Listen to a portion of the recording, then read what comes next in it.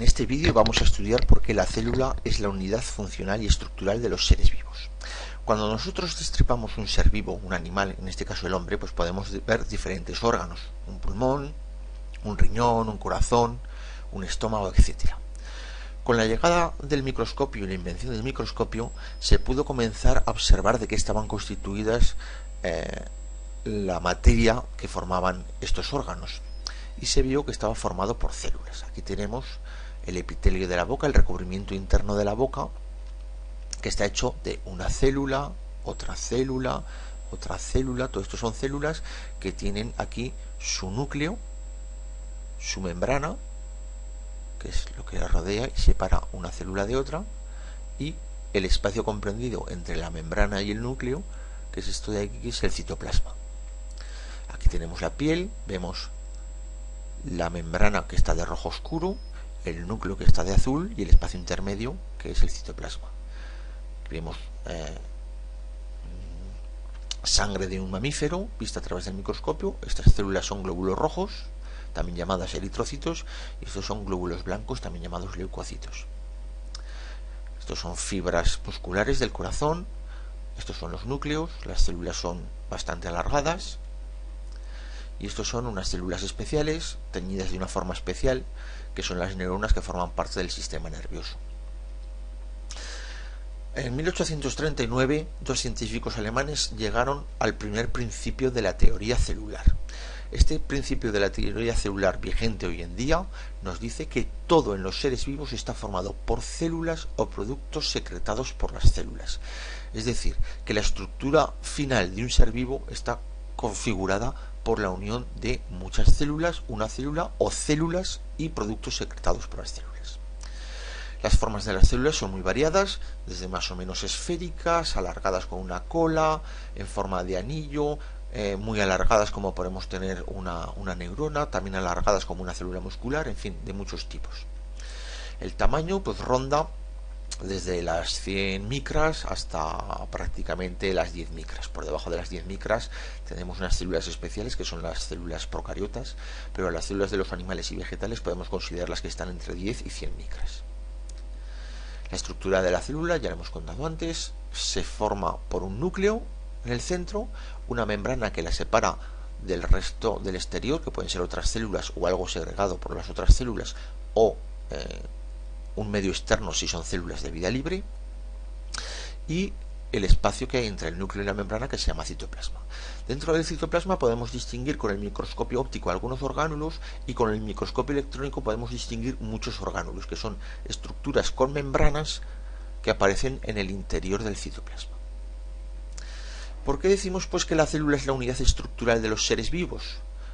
Bueno, pues porque un ser pluricelular, aquí tenemos seres unicelulares que son una sola célula que vive ella sola, pero en un ser pluricelular como por ejemplo el hombre, todo está formado por células, y por tanto la estructura de lo que está hecho este ser pluricelular es de células, por eso es la unidad estructural. Vamos a ver ahora por qué decimos que la célula es la unidad funcional de los seres vivos. Decimos que es la unidad funcional porque es la parte más pequeña que es capaz de tener las funciones propias de un ser vivo, es decir, que es capaz de nutrirse, es capaz de relacionarse y es capaz de reproducirse. Vamos a ver cómo una única célula es capaz de hacer todo esto. Cosas más pequeñas que una célula no son capaces de hacerlo, es decir, moléculas, átomos, diferentes partes de las cuales están hechas las células, eso no está vivo porque no es capaz de realizar las tres funciones de los seres vivos.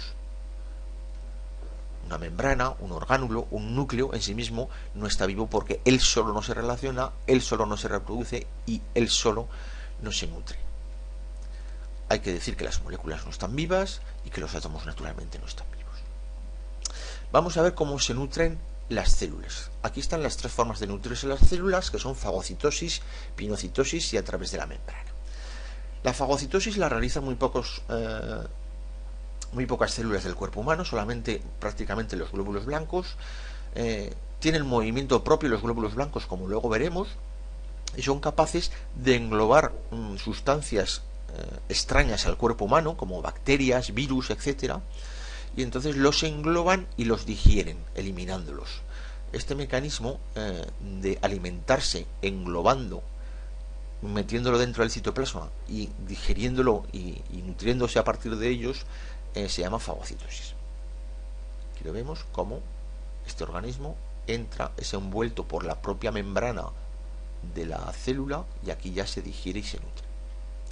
Aquí vemos un glóbulo blanco, una fotografía con un microscopio electrónico de barrido de un glóbulo blanco que está comiendo esta especie de bolitas que son bacterias del tipo coco. La pinocitosis es muy parecido a la fagocitosis, solamente que las partículas son muy pequeñas y son invisibles al microscopio óptico. Aquí vemos cómo esta célula está formando vacuolas, está formando una especie de saquitos donde está introduciendo material externo, pero aquí no vemos al microscopio óptico que esté metiendo nada. Se supone que hay algún tipo de nutriente que es invisible al microscopio óptico, pero que está haciendo que sea englobado dentro del citoplasma y nutriéndose a partir de él. De todas formas, con mucha diferencia, la forma en la cual se nutren las células del cuerpo humano es a través de la membrana. Si esto es una célula del cuerpo humano y esta es la membrana, esta membrana está hecha de moléculas, como todo en los seres vivos. Y las sustancias que hay afuera, si están convertidas en moléculas muy sencillas, son capaces de colarse por aquí, atravesar la membrana en los huecos que deja la membrana y pasar al interior. Entonces aquí tendríamos esto que está coloreado de rojo, es la parte de fuera de la célula, esto que está coloreado de azul es la parte de dentro de la célula, y aquí vemos cómo las diferentes sustancias, los diferentes nutrientes pueden pasar a través de las moléculas de la membrana, bien estas verdes o bien estas más finitas de aquí, pueden pasar al interior, y esta pasar al interior, así es como se alimentan. Lo que pasa es que estas células necesitarán algún mecanismo que el alimento que hay fuera se descomponga en los nutrientes más sencillos para que puedan ser atravesados por la membrana. Vamos a ver cómo las células se reproducen. Es otra de las funciones de las células, de todos los seres vivos, la capacidad de reproducirse. Se pueden reproducir por bipartición, por gemación o por división múltiple o esporulación. Aquí lo tenemos. La bipartición consiste en que a partir de una célula esta crece, se divide en dos que son más o menos del mismo tamaño. La gemación es que la célula crece, se divide en dos, pero una es bastante más pequeña que la otra. Y la esporulación es que la célula madre se divide y al final se rompe en muchos pequeños pedacitos que son muchas células hijas a la vez. Este es un ejemplo de bipartición. Vemos que las dos células tienen más o menos el mismo tamaño. Lo vemos otra vez.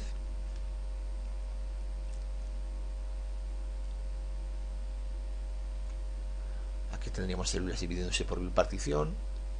Y aquí vemos la gemación. Observamos que a diferencia de la bipartición hay una célula de tamaño bastante más pequeño que la otra, que se llama célula hija, y la otra se queda como célula madre, mientras que en la bipartición las dos células se consideraban células hijas. Y aquí tenemos la división múltiple o esporulación, en la cual dentro se forman muchas células hijas, se rompe la célula madre y se sueltan las células hijas.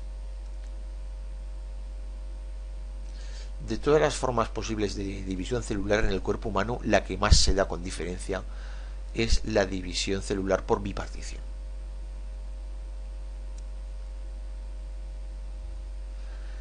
Bueno, ¿qué tipo de relaciones establecen las células? Pues pueden realizar relaciones entre sí ante diferentes estímulos físicos como la luz, la temperatura, la acidez, la presencia de determinadas sustancias, etc. Vamos a estudiar solamente cómo responden los organismos unicelulares, porque es bastante espectacular, ¿no? Vamos a ver qué tipo de movimiento. Las células unicelulares, una de las formas que tienen de responder es con movimiento hacia la luz, movimiento hacia el alimento, movimiento hacia donde hay oxígeno, etc. Entonces hay tres formas de moverse: con pseudópodos, con flagelos y con cilios. Vamos a verlo. Este es un movimiento con pseudópodos. Los pseudópodos son falsos pies, son prolongaciones del citoplasma que son capaces de ser modificadas y que se mueven uniéndose a determinados puntos, estirando y contrayendo el citoplasma. Esto es típico de las amebas, por eso se llama movimiento ameboide también, Y en el cuerpo humano, sobre todo, lo que realizan este tipo de movimientos son los fagocitos. Aquí tenemos un fagocito que estaría moviéndose con pseudópodos y que lo suele emplear para dos cosas: para moverse y para poder englobar a bacterias de las cuales se alimenta, o de virus o de cualquier cuerpo extraño al cuerpo humano. Otra forma de moverse es mediante los flagelos. Los flagelos consisten en un número pequeño de pelillos, que pueden ser 4, 5, 6 como mucho, aunque generalmente es 1 o 2, y que son largos. Esto sirve para que la célula se pueda mover. Aquí tenemos, en este caso es un alga con un número pequeño, pero vemos que los pelillos son bastante largos. Aquí podemos ver una célula del cuerpo humano que contiene flagelo o cola, que son los espermatozoides. Los espermatozoides tienen que nadar a través del útero de la mujer y de las trompas de falopio para llegar a alcanzar esto, que es el óvulo, que es otra célula del cuerpo humano. Entonces van nadando y gracias al movimiento de este flagelo. Y el otro tipo de estructuras que permiten el movimiento son los cilios. Algunas células, como esta de aquí, tienen cilios, que son todos estos pequeños pelillos que se ven por el borde del animal moviéndose, y mediante su movimiento consigue dos cosas: moverse y también atraer partículas alimenticias hacia una hendidura por donde entra el alimento. En este caso de aquí, los cilios solamente están bordeando esta zona de aquí, esta especie de corona, y sirven para poder introducir alimento, forman una corriente en el agua que sirve para introducir alimento dentro de la célula. En el cuerpo humano, las células ciliadas existen en diferentes sitios. Uno de los sitios donde más se encuentra es precisamente en las vías respiratorias, en la tráquea, en los bronquios, sí, fundamentalmente aquí, ¿no? Estos pequeños cilios de estas células, esto es una célula, ¿vale? Todo esto es una célula con su núcleo, su membrana y su citoplasma de aquí, ¿vale? Todo esto es su citoplasma. Y aquí vemos estos cilios. ¿Para qué sirven estos cilios? Estos cilios sirven porque al respirar partículas, respiramos partículas con polvo, con humo, etcétera, se quedan pegadas al mucus que hay aquí, y los cilios realizan un movimiento que lo que hacen es intentar sacar esta mucosidad y estas partículas de polvo y de hollín, etcétera, hacia la superficie, hacia la boca o hacia las fosas nasales. Aquí vemos unos cilios que se están moviendo. Aquí tenemos una fotografía, microscopio electrónico de barrido, de estas células ciliares. Esto sería la membrana celular. Aquí está vacío. En este caso, en la fotografía, esto está vacío. Y aquí vemos la superficie, que son todos estos pelos de aquí, que son los cilios.